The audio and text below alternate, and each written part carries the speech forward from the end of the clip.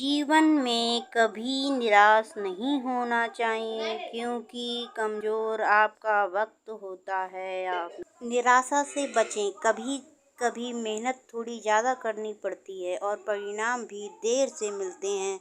प्राचीन लोक कथा के अनुसार पुराने समय में एक लड़का जीवन की परेशानियों से घबरा गया। उसे पैसे कमाने के लिए कोई भी काम नहीं मिल रहा था। लगातार मिल रही थी असफलता। इस वजह से वह निराश हो गया। एक दिन वह हताश होकर एक संत के पास गया। संत उस क्षेत्र में काफी प्रसिद्ध थे। उनके पास आने वाले सभी लोगों को परेशानियों का हल मिल जाता था। वह दुखी व्यक्ति भी उनके पास पहुंचा। निराश लड़के ने संत को सभी परेशानियां बता दी। तब संत ने कहा कि तुम्हें कोई काम जरूर मिल जाएगा।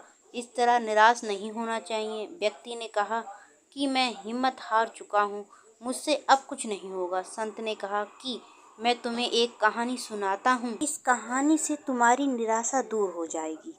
कहानी के अनुसार किसी गांव में एक छोटा बच्चे ने बांस का और कैटलस का एक एक पौधा लगाया। बच्चा रोज दोनों पौधों की बराबर देखभाल करता। इसी तरह एक साल बीत गया। कैटलस का पौधा तो पनप गया, लेकिन बांस का पौधा वैसे का वैसा ही था। बच्चे ने हिम्मत नहीं हारी और उसने दोनों की देखभाल करना जारी रखा। कुछ महीने और बीत गए, लेकिन बांस का पौधा नहीं पनपा था। बच्चा निराश नहीं हुआ और वह देखभाल करता रहा। कुछ महीने के बाद बांस का पौधा भी पनप गया और कुछ ही दिनों में कैटलस के पौधे से भी ज़्यादा बड़ा हो गया। संत ने समझाया कि दरअसल बांस का पौधा पहले अपनी जड़ें मजबूत कर रहा था, इसलिए उसे पनपने में थोड़ा ज़्यादा समय लग गया। हमारे जीवन में जब भी संघर्ष आए तो हमें हमारी जड़ें मजबूत करनी चाहिए, निराश नहीं होना चाहिए। जैसे ही हमारी जड़ें मजबूत होंगी, हम तेज़ी से हमारे लक्ष्य की ओर बढ़ने लगेंगे।